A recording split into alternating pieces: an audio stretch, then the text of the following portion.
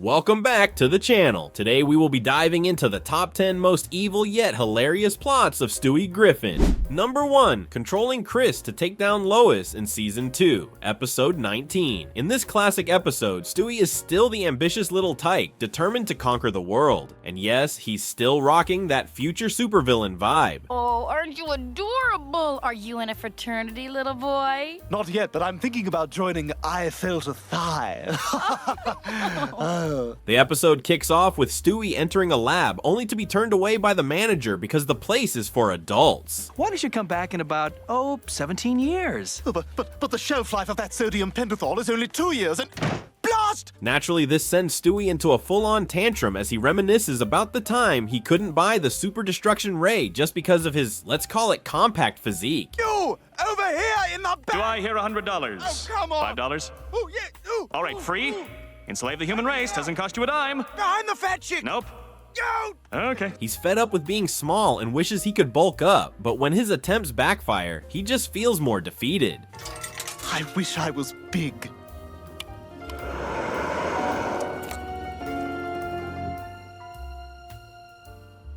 Returning home, Lois stirs up even more anger by placing his favorite box of cookies on a high shelf, making Stewie fantasize about becoming tall and opening a tailor shop for oversized customers. That's why I started Stewie's Big and Tall Man Shop.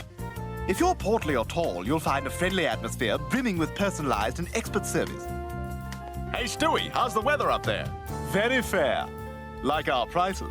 Enter Chris, who helps Stewie retrieve the cookies. This small act sparks a genius, or maybe a little twisted idea, a mind control device. Stewie plans to use it on Chris so he can grow taller and more easily take down Lois. Eviscerate the proletariat. Eviscerate the proletariat! If you're blue and you don't know where to go to, why don't you go where fashion sits? Put on the Reds! Not my bit, but still funny. Next, Stewie takes Chris to buy a saw to turn into a weapon, but the store owner refuses to sell it to him because, you know, underage kids and their violent tendencies. Sorry, kid, I can't sell power tools to minors. Now look here, you gourd-bellied codpiece. Allow me to purchase the provisions I demand, or I shall transform your blue collar into a red one and...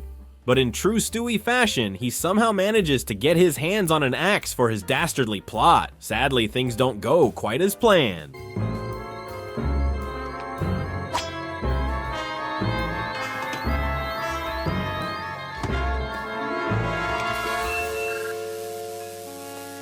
Lois is saved at the last minute thanks to a microwave, and the tables are turned when Chris, axe in hand, begins chasing Stewie. How could Dad do this to me? Aw, honey, he wasn't doing it to you. He was doing it for you. He knows how much you want to go to Brown. Well, there's no way I'm gonna get in now. I'm a felon. While Stewie's plans may not go off without a hitch, his determination is undeniable. And hey, at least he deserves some credit for inventing the mind control device, right? I mean, who needs a tall body when you've got gadgets like that? Number 2, locking LaDawn's boyfriend in the trunk in Season 4, Episode 8. The story kicks off when Meg is left at home to babysit Stewie while her parents go out. She wonders aloud, what's that kid gonna do if they leave him alone? And voila, here comes the answer. And now to test my teleportation pods. Oh, damn!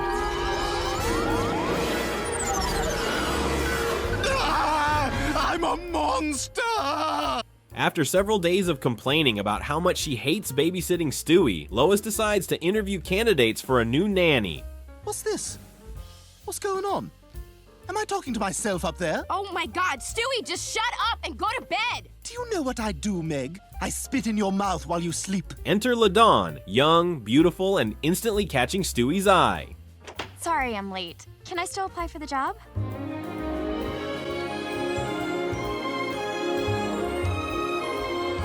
But things take a dark turn when Stewie learns LaDawn already has a boyfriend, Jeremy. Cue the jealousy-fueled evil genius plan. Stewie decides that Jeremy must go, literally. All right, that's it. Jeremy must be destroyed. He sneaks into Jeremy's house, cuts the power, and while Jeremy is distracted, whacks him with a tire iron before... I think this is how you change a tire, but what do I know? I'm just a baby! He then locked him in the trunk, leaving him with an iPod to listen to The Streaks. Because, you know, when you've kidnapped someone, you really want them to enjoy some tunes. Here's your iPod so you can listen to the streaks while you gasp for air. Oh, the Strokes, right. Of course, this only makes things worse. LaDawn is devastated over her missing boyfriend, and Stewie, ever the opportunist, tries to get closer to her, but she coldly rejects him. Let me just hold you for a while. Stewie, no! That is a bad place to touch. No, no, no, no, no, no, no. In a fit of rage, Stewie hatches a new plan to get LaDawn fired. He laces her drink and convinces Lois that LaDawn invited friends over and caused all sorts of trouble. It was all her friends. They were doing marijuana and heroin. And they were taking eczema and touching each other. LaDawn, wake up this instant. What? Lois fires LaDawn, who leaves in tears after handing Stewie a mixtape, because apparently even villains need a playlist for their regrets. Oh, this is for you. She made me a mixtape? Oh dear God, what have I done? I've made a terrible mistake. Stewie, realizing maybe he's gone too far, decides to chase after her, but she's already gone.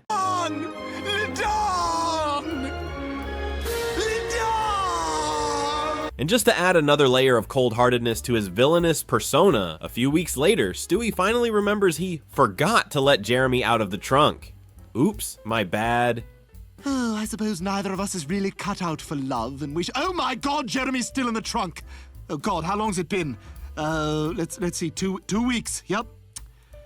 Yep, he's dead. Number 3, trying to make Chris jealous in Season 2, Episode 17. Among Stewie's many evil schemes, deliberately subjecting himself to childhood obesity might not seem all that sinister, but when you consider the reason he did it, you realize it's pure, unapologetic cruelty. It's too bad you can't have some. It's practically orgasmic. Oh, yes! Yes! Oh! Yes! Yes! I'll have what he's having. Chris struggled with self-esteem because he thought he was too fat. Lois put him on a diet, and Stewie, being the diabolical genius he is, decided to gorge himself in front of Chris, just to make his poor chubby brother feel even worse. I'll eat it when I'm ready. Hi! I'm ready. Well, time for dessert, isn't it? Let's see.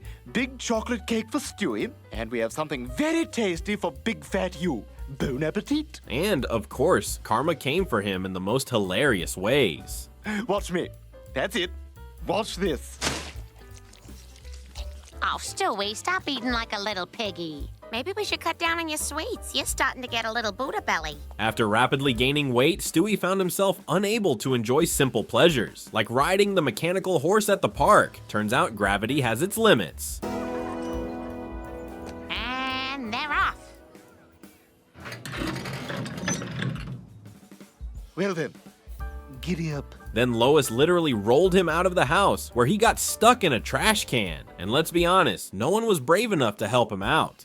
Look, there's a baby in that refuse bin. Not too close, Barnaby. If you touch it, the mother won't take it back. Alley-oop. But the humiliation didn't stop there. While sitting in his favorite chair, basking in his own arrogance, snap, the chair gave out under his newfound heft, sending him crashing to the floor. Ah! Damn it! Oh, what happened? Orson fall down? Shut up! Just... I don't want to hit it. Well, serves you right. You spent all that time trying to make Chris jealous, now you have an eating disorder. Just help me up. And because he now had the mobility of a beach ball, getting back up was simply not an option. Brian stood by, watching the whole ordeal unfold, and in true Brian fashion, decided Stewie deserved every second of it. Help me up. Well, you know I would, but my doctor advised me against heavy lifting. Oh, hardy ha ha. What the devil are you doing? Stop it! Stop it! I'm getting dizzy! Ah! Boss! Oh, and let's not forget the cherry on top. Stewie got so fat that he couldn't even eat ice cream properly. And just like that, his wicked scheme came to a perfectly humiliating end. What are you looking at, you infantile, stupid... That's right. Damn you and such. You'll burn in hell.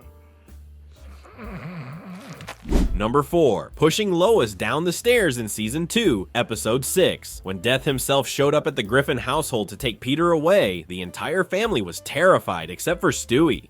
For him, this was a golden opportunity to set his latest diabolical scheme against Lois into motion. Excuse me. Hello, I'm Stewie. Big fan. Look, Death, you made a mistake. I'm not really supposed to be dead. Oh, I made a mistake. He was so thrilled by Death's presence that he even invited him to stay for dinner and, in true Boss Baby fashion, ordered Lois to prepare extra sauce. Oh, dear, listen to me prattling on like a schoolgirl. Come. You! Heat up some gravy for our guest. My last helping of white meat was drier than Oscar Wilde. As the time came for Peter's grim departure, he shared a somber farewell, telling Stewie that he might never get to see him grow up. Stewie, of course, couldn't care less. Yes, I think we all know what that's going to be like. A 20-minute call to Larchmont? What do we know in Larchmont? My sister-in-law. Oh, yes, right, Carol. Yes, that's right. How is Carol? But just when things were about to wrap up, Peter, being Peter, decided he wasn't quite ready to die and made a run for it. Hey, Death, you got a file on me? Yeah, somewhere. It's in the car, I think. Does it mention that I ran 2 weeks of junior varsity track? Death gave chase, but ironically ended up spraining his own ankle, forcing him to crash at the Griffin house while he recovered. Yeah, that felt good, dropping me hard on the couch like that. Here's a couple of Tylenol. Oh, great, Tylenol. Yeah, I asked for Advil, but Tylenol, whatever, it's good. With Death temporarily out of commission, Stewie realized he had to take matters into his own tiny but ruthless hands. So in a masterclass of cartoon villainy, he launched a 3-step attack on Lois. 1. He rammed into her from behind with his tricycle, sending her tumbling down the stairs. 2. He sawed the legs off a cabinet and let it crash onto her. 3. For the grand finale, he casually lobbed a grenade at said cabinet, because why not? Wow, I should really watch where I'm going. What the deuce? Of course. Unfortunately for Stewie, the rules of Death didn't apply at that moment, since, well, Death himself was too busy nursing a busted ankle. Otherwise, this could have been a pretty stylish way to cross Kill Mom off his bucket list. It seems with Death incapacitated, my matricidal efforts are futile. I must do all I can to accelerate his convalescence. Knick-knack, paddywhack, give a dog a bone. Not one to give up easily, Stewie then tried to speed up Death's recovery by giving him a foot massage. Sounds thoughtful, right? Well, it ended with Stewie accidentally snapping one of Death's toes. And just like that, his sinister plot came to a painfully hilarious end. I have no son, and Mom just stood there. Yes, mothers can be quite the botheration, can't they? That's why we've got to get you well. What was that? Nothing. Number 5. Framing Brian in Season 2, Episode 4. Right from the opening scene, Stewie was up to no good, this time taking out Mr. Rogers in a dream. Classic Stewie. Now, please, don't. How ironic. Rogers. It almost rhymes with eliminate. No! The real chaos began when Lois got upset after discovering that someone had watered the living room carpet. Stewie, of course, denied any involvement with the confidence of a seasoned criminal. Here's 50 cents. Do me a favor, sweetheart. The next time you're out shopping, why don't you splurge on a tin of solid white albacore? Stewie, are you upset because you went wee-wee on the carpet? What did you just say? But Lois and Peter took it as a sign that he was ready for potty training. The twist, it wasn't Stewie at all. It was actually Brian, who had a little accident, and later that night he made things worse while trying to clean up another mess. Oh, God, not again, Brian. Why can't you stop peeing on the carpet? Damn it, it's not coming out.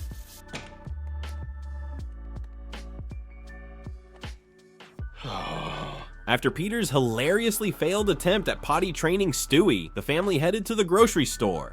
Why don't you put your hands right there? It'll help me relax. Okay, buddy. While at checkout, disaster struck again. Brian had yet another accident, exposing the truth. Stewie was innocent all along. Shh, it's okay. We'll meet you in the parking lot. Oh, God, Lois, I need help. This unfortunate revelation led Brian straight to Dr. Bruce Kaplan, a psychiatrist who concluded that Brian was going through a midlife crisis. Naturally, the best solution? A soul-searching trip. Beautiful.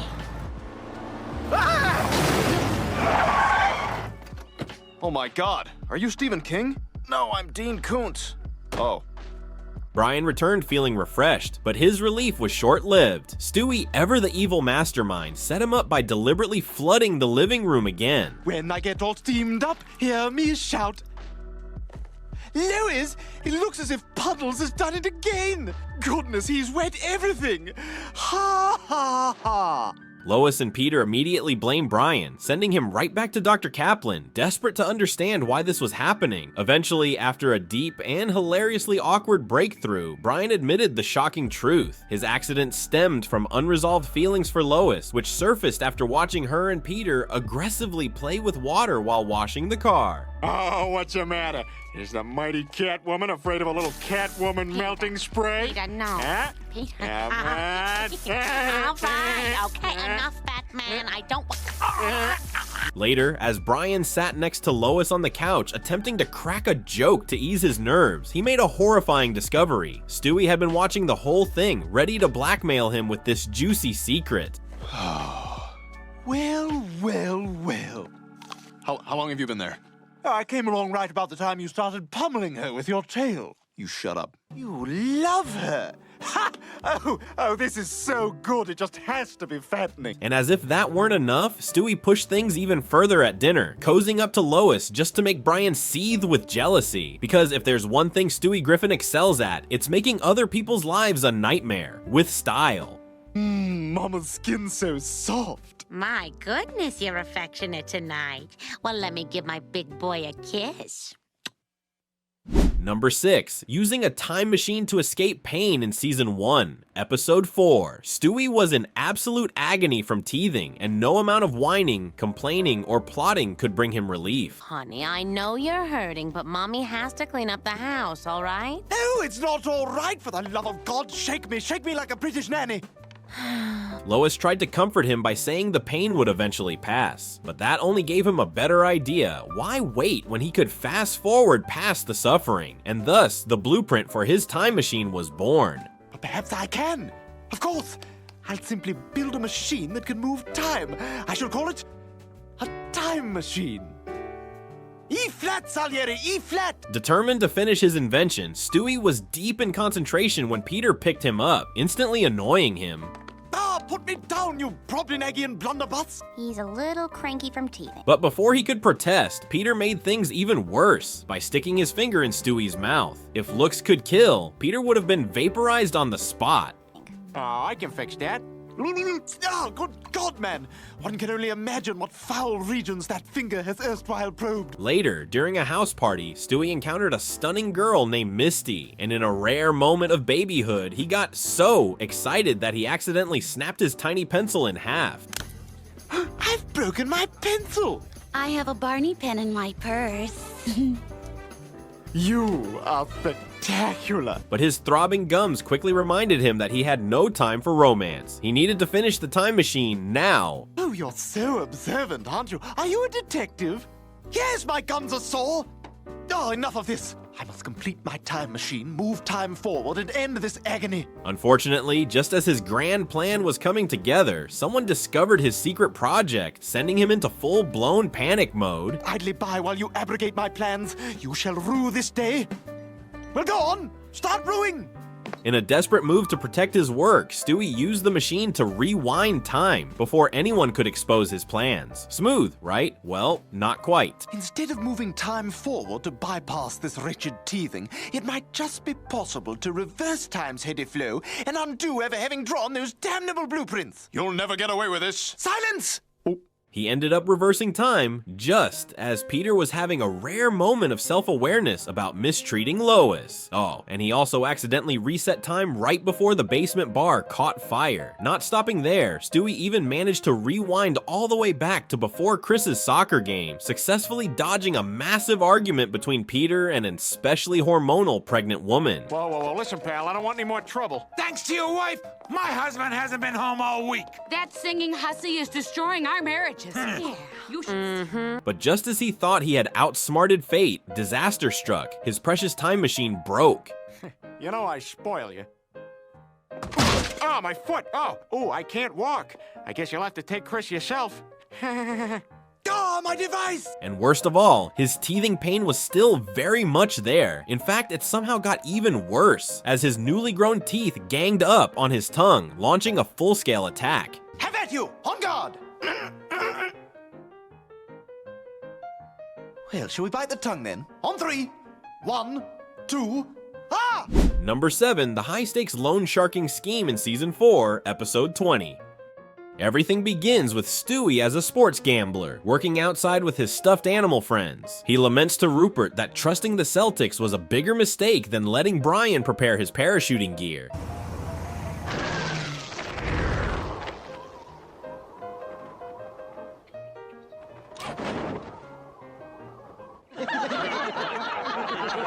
His first client is Brian, whom he quickly ropes into betting on a boxing match between Carol Channing and Mike Tyson. After considering the odds, an actress versus a boxer, Brian wagers $50 on Tyson, confident he'll win. Yeah, you're in good company. Betting Freddy took the same wager. Wait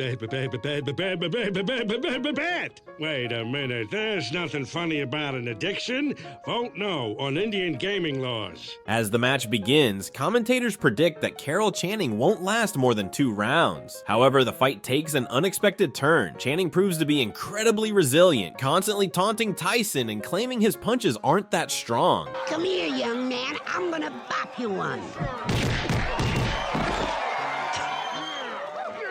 She's getting beat. No, she's getting mad. You ain't so tough, young man. This infuriates Tyson, driving him to attack relentlessly, yet Channing endures, resulting in one of the most astonishing victories in boxing history. Weighing in at 67 pounds, Carol, put on your Sunday clothes, Channing! Yeah! Up yours, young people. You and your rock and roll 8-track tapes. This means Brian loses his bet. That night, Stewie calmly approaches Brian to remind him about the debt. Hey, it's me. Knock, knock. So, you got my money? Huh? Oh, yeah, I'll pay you soon. Yeah, well, here's a suggestion. Have the money by tomorrow, and there won't be any problems. Brian, indifferent, promises to pay Stewie soon. Stewie, still calm, gives Brian 24 hours to settle the debt without any issues. Probably be better for everybody if you had the money tomorrow. Yeah, all right, I'll see what I can do. Sweet, sweet, great. How's everything else going? Good. All right. See you later. Don't forget. The next day, just after Brian finishes showering, Stewie is waiting at the door to demand his money. Brian tries to stall, asking for time until Friday, which enrages Stewie. Funny, I could have sworn I said have it today. Yeah, I don't have it, sorry. Oh, well, all right then. That's good, OJ. Yeah, that hurt? That hurt? What the hell? In a fit of rage, he breaks Brian's leg and repeatedly asks, "Where's my money?" Brian, overwhelmed and unable to respond, suffers Stewie's furious onslaught. Where's the money, man? Where's my money? You got till 5 o'clock. You hear me? You got till 5 o'clock. You freaking psychopath! Clean yourself up. Meanwhile, Peter becomes a football player and is interviewed at home, with Brian appearing in a battered state. What the hell happened to you? I fell down the stairs. Well, you should be more careful. Even after recovering, Brian struggles to live normally as Stewie relentlessly pressures him, even going so far as to play golf outside Brian's door, waiting for him to emerge. Desperate, Brian devises a plan to disguise himself to trick Stewie, but he's quickly discovered and shoved down the stairs. Morning. Good day to you, sir. Hey, wait a minute, what the hell?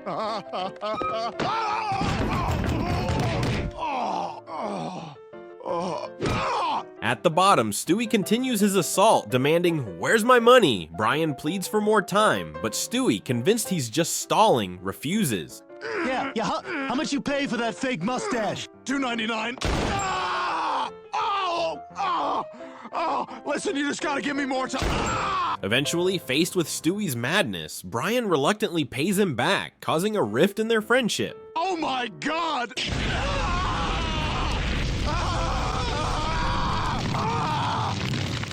All right, let's go to the bank. Peter has to move to a different rugby team in England, so the family flies there. On the flight, Stewie tries to make amends with Brian to start afresh, but Brian, haunted by Stewie's torment, can't forgive him. All right.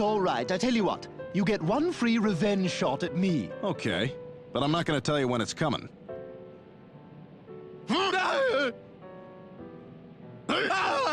This is gonna be fun. Watching his father's match, Stewie grows paranoid and starts hitting himself, trying to appease Brian. Tell me when it's gonna come. Just do something, anything. Look, I'll do it. I'll do it first. Look, I'll do it even worse. Oh, look how hurt I am. We're even now.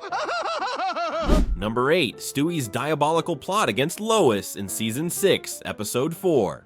The episode kicks off with a family dinner celebrating Lois's birthday, where everyone presents her with lackluster gifts. But things take a twist when Brian gives Lois a pair of cruise tickets, which she assumes are for her and Peter. Hey guys, I wrote a song. Oh, that's great. Oh, good, Ringo. Fantastic. You know what? I'm gonna put it right here. Right on the refrigerator. That way we'll get to see it every day. All right. Without a second thought, Lois and Peter embark on the trip, leaving Stewie behind. Naturally, Stewie is not pleased. I haven't been this disappointed since I saw the lake house. See, the mailbox is like a time portal. Everything Keanu Reeves puts in there, Sandra Bullock gets 2 years later. Oh, my Hickory Farms package is here. As soon as they return home, he starts plotting the most evil revenge plan he can come up with to get back at Lois for ditching him. Something so sinister, even Dr. Evil would raise an eyebrow. When she returns, I'm going to put bamboo splinters under all her fingernails. Then I'm going to strip her down and tie her to the bed. Okay. Then I'm going to make her crawl on her hands and knees while I drip hot candle wax all over her back. Brian, however, is quick to remind him that Stewie's diabolical schemes rarely come to fruition, and he's highly skeptical that this one will be any different. But Stewie, in his infinite evil wisdom, realizes Brian's got a point. Time to actually follow through. Lois is a dead woman. I'll do to her what douchebags did to the guitar. There's a song I wrote last summer. It's called Water. Meanwhile, on the cruise, Peter is on a mission to make Lois's life a walking nightmare. He makes everyone regret inviting him, from performing an unforgettable poop deck incident to questioning the cast of Titanic, because obviously, Philip Seymour Hoffman was definitely the lead. Sweetheart, that was a guy. What? That was a guy. That was Philip Seymour Hoffman. What? No, it wasn't. Yes, it was, honey. It was Philip Seymour Hoffman. Look at you out here on a big trip. Oh, and just in case you thought he couldn't be any more embarrassing, Peter shares a heartwarming tale at the captain's table about how they almost aborted Meg. Lois, of course, is mortified and decides to distance herself from Peter, who at this point is the king of awkward. You want to get an abortion with the abortionist having a stump hand? We can't get an abortion here. So we turned around and went home, and 2.5 months later, our daughter Meg was born. Enter Stewie, who in a surprising turn of events has snuck onto the ship via a speedboat. He finds Lois on deck, stewing pun intended in her frustration. Lois is stunned to see him, wondering how the heck he managed to get on board. How did you get here? Oh, there's a very simple answer to that. You drove me here, Lois, with all the indignities I've been forced to suffer day in and day out under your matriarchal tyranny. But just when she thinks she's seen it all, Stewie pulls out a machine gun. Yes, you heard that right. And after a brief pause for dramatic effect, starts firing. Lois's chest gets a very graphic makeover of bullet holes, and she's sent plummeting into the ocean depths. Stewie, for the first time, looks satisfied. He's done it. She's dead! Ow! Ow! Ow! Mommy! Mommy! Mommy! Oh yeah, that's right. He's finally offed his mother, and he's even framed Peter for the crime. Talk about a family vacation gone wrong. There's no doubt anymore. Peter murdered his wife. This is fantastic! I'm completely off the hook! Of course, as all good Family Guy episodes go, a Deus Ex Machina, aka a miraculous twist, saves the day. Turns out it was all just a computer simulation. Well, you recall my complaining about Lois and the fat man not taking me with them? Yeah? Yes, well, you said I didn't have it in me to kill Lois, so I was just running a simulation to find out exactly how killing her and taking over the world would play out for me. But hey, the thought counts, right? Stewie took his time, planned everything meticulously, and even considered the consequences. And though he didn't actually succeed in getting rid of Lois, he sure showed us that a little evil genius goes a long way. Number 9. Ending his parents' baby-making plans in Season 3, Episode 11. Stewie's not ready to lose his title as the youngest Griffin. Oh, a new baby. That's wonderful. Call me when Kojak starts. What? So when he learns that his parents are planning to have another baby, he sets out on a mission to put an end to their baby-making plans. And trust me, he's really committed. As God is my witness, from this day forward, Peter and Lois shall not conceive. First, he tries to ruin their romantic moment by crying for attention, but when that fails, Roll over. Roll over, I say! Smells like cheese. He resorts to more creative tactics, smearing lipstick on Peter's shirt collar, then trying to insult Lois using a mechanical Peter. Where'd you go, my little pumpkin eater? To the can, because kissing you made me barf. What? Of course, Chris, in his usual manner, unintentionally sends Stewie flying out the window. I'm gonna chug it all so there's none left for you. Hey, watch it! Peter! What? Hey, Peter. I see nothing. Nothing. Not one to give up, Stewie pulls out the big guns. Advanced technology, when a candlelit dinner threatens to spark some parental intimacy. You know, I'm not wearing any panties. Don't worry. We can always throw that chair out.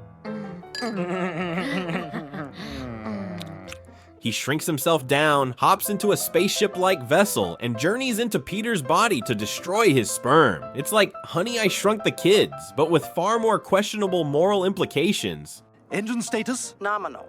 Fuel supply? Full. Air supply? Very well. Through the lips, over the gums, look out testicles, here I come! Inside Peter's body, Stewie is on a mission to wipe out the sperm, but one little guy, or should I say, little sperm, named Bertram proves to be as clever as Stewie himself. As are you, Stuart. You know my name. I know many things. Indeed. Quite. Yes. Well, perhaps we should exchange monosyllabic expressions of arrogance in person. Yes. After a brief but epic standoff, they discover they have more in common than they thought. With Bertram's help, Stewie could even achieve some of his more ambitious goals, like, say, Lois murder. What else do you hate? People who send pictures of their families as Christmas cards. Oh, people who use the word guesstimate. Guys who wear sandals with socks. Jason Patrick! Ooh! But despite their villainous camaraderie, Stewie's escape plan isn't without its challenges, narrowly avoiding certain doom when the spaceship reverts to its normal size. He ends up rocketing out of Peter's tear duct just in time to make it back to his room. What a day, a villainous adventure inside the body of a clueless dad. Classic Stewie. Number 10, the broccoli freezing scheme in Season 1, Episode 2. Stewie Griffin has never been a fan of broccoli. It's a pretty standard dislike for a toddler. Sweetie, it's broccoli. It's good for you. Now open up for the airplane. Never! Damn the broccoli, damn you, and damn the Wright brothers! But Stewie? Well, he's not about to just turn his nose up and leave it at that. No, this tiny tyrant has bigger, more diabolical plans. Well then, my goal becomes clear. The broccoli must die. In one of his first evil schemes, Stewie decides to build a weather control device to not only control the atmosphere, but to freeze all broccoli crops in existence. Classic Stewie, right? All I need to do is build a machine to control the global environment. Forecast for tomorrow, a few sprinkles of genius with a chance of doom. With the machine nearly finished, Stewie gives a dramatic warning to the broccoli on his plate, probably hoping it'll feel his wrath. Excellent. The weather machine is nearly completed. What do you say to that, broccoli? Stop mocking me! Then he cleverly uses Peter's satellite dish, which of course is always getting caught in his car's bumper, to amplify his signal. That's some ingenious villainy. You told me some idiot knocked out the cable. We could be without TV for a week. The next day, Lois, oblivious to Stewie's evil plans, serves him more mashed up broccoli, prompting Stewie to announce, "I'll handle them all soon enough." Stewie, I expect you to finish off your vegetables. Oh, rest assured, you relentless Harridan, I expect I shall finish them all off. And you as well. A bold proclamation for a kid who's still working on his tantrums, but hey, it's Stewie.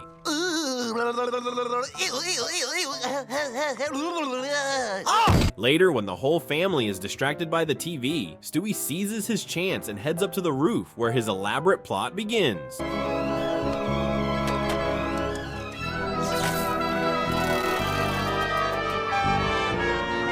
Fare thee well, broccoli.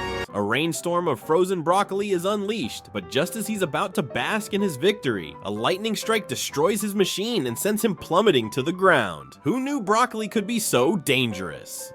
Victory is mine!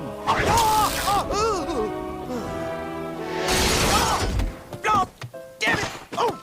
It's one of Stewie's most delightfully evil moments in the series, and the fact that it's all for the sake of avoiding a vegetable really shows the complexity of his character. Elaborate, creative, and dripping with arrogance, this plot is an early glimpse into what would become his signature style of villainy. Oh, that is good. Oh, I feel stronger already. Oh, it's good tasting and good for you. Nice try. Quadruped? And while he's gone on to try and conquer the world, no future plan ever quite matched the sheer elegance of this broccoli freezing masterpiece.